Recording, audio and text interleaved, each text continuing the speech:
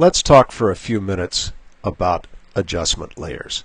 Well, before I get into what an adjustment layer is, let me show you the old way of doing this, and that's with adjustments. Now, you're familiar with adjustments. You come up here to the image menu, you come down to adjustments, and if I want to make this image a little more contrasty, I can go into curves, and I get a curves panel here, and then I can go in and I can change the shape of this curve to give me a little higher contrast. I can go in and do some modifications down here. Let's bring this up a little more, bring this down a little more like this, and I click OK, and my changes are made. Now I want to do something else. Let's go back up here to the image menu, and let's go over to, let's say, adjustments and hue saturation. I can go into hue saturation. I can make my entire image more saturated just by pulling this over like this, and then I can click OK. But then again, I decided, well, there's something else I want to do. Let's go back into hue saturation again. So I come over to my image menu again. I go back to hue saturation again. And this time, I just want to make some of this brown in here, some of this yellow, less saturated. So I click on my little scrubby tool over here, and then I come in and I just kick back the saturation on the yellows, just like that, and I say OK. And I say, well, I did that a little too much. Let's go up to my edit menu, and I can go down to fade hue saturation, and I can actually fade my last hue saturation operation. So I can come back in, and you can see that it's getting a little bit brighter. I could change my blending mode here to multiply. I could do lots of things. Okay, now I save my image. I come back a day or two later and I say, you know, I made that too dark. Let me try to lighten that up. And I realize, oh my gosh, I've done all of this on my background layer. All of these changes are permanent. I can't even get back to my original image. What can I do? Well, you can use adjustment layers, and let me show you how that works. I'm going to go back in and I'm going to revert this image. Since I haven't saved it, I can get back to my original. I'm going to get back to this image now, and I'm going to make an adjustment layer. Now, how do I make an adjustment layer? Well, the first thing I did, if you remember, was curves. I can come up to my layers menu here. I can say new adjustment layer, and I can go to curves, and I get this dialog box that allows me to create that new layer.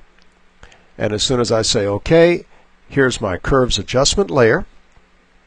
Here's my curves dialog box, and that's all neat. So now all I need to do, let's see, I pulled this over like that to darken everything, and then I made those a little darker, and I made this a little brighter, and I brought that over like that. Fantastic! And I have a new layer, and it's my curves adjustment layer. Now the next thing that I did some hue saturation. Let's get the hue saturation layer up a little differently. Let's go down to the bottom of the curves palette, of the curves panel here, and you see there's a little circle.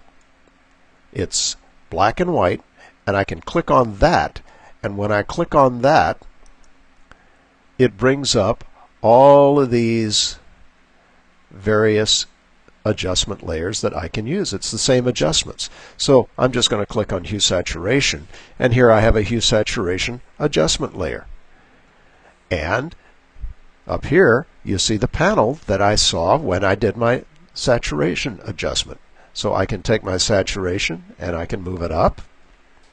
Okay, and now I can go in here. Here's my little scrubby slider, and I can cut back on some of these if I want. And actually I can come in and increase the saturation over here on these blues. All right, that's fantastic. Now, I save my document, I come back in a couple of days, and look, I can still get back to my original just by unclicking those layers. I want to put them back on. That's fantastic. And now, look at this. Let's say I wanted to change the curves. I made it a little too contrasty. What do? I go to my curves adjustment layer, and here is the curve that I made before. So now I can move this over. I can bring my darks up a little bit, and I can bring this down. I can do whatever I want to do to this, and now I can save it again, and there's my adjustments. Now, this does make the file a little bit bigger, and if I save this document, I opened it as a JPEG. I have to save it as a PSD, as a Photoshop document, because now it has layers in it, and JPEGs can't have layers. But other than that, I have gained so much flexibility that it's really worth it. So that's all there is to adjustment layers, and you get to go out and really use those. Well, that's not quite all there is to adjustment layers. What if I only wanted to apply this contrast to the bottom part of the image down here? Well, over on the side of this adjustment layer right here, I've got a layer mask. And if you look at the layer mask tutorial, you'll find out that if that mask is painted with black, like I'm going to do right here, I'm going to go in, I'm going to paint with black in the layer mask. So the layer mask itself is clicked over here, not here. You can see that there's no double line around the mask. Now I'd be painting on the layer, but here I'm painting on the mask, and I'm going to paint with black, and look what happens.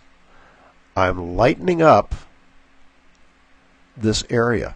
In other words, I'm masking out the changes that I made. Now, between these two functions, the layer mask and the adjustment layer, that gives you an incredible amount of flexibility and an incredible amount of power.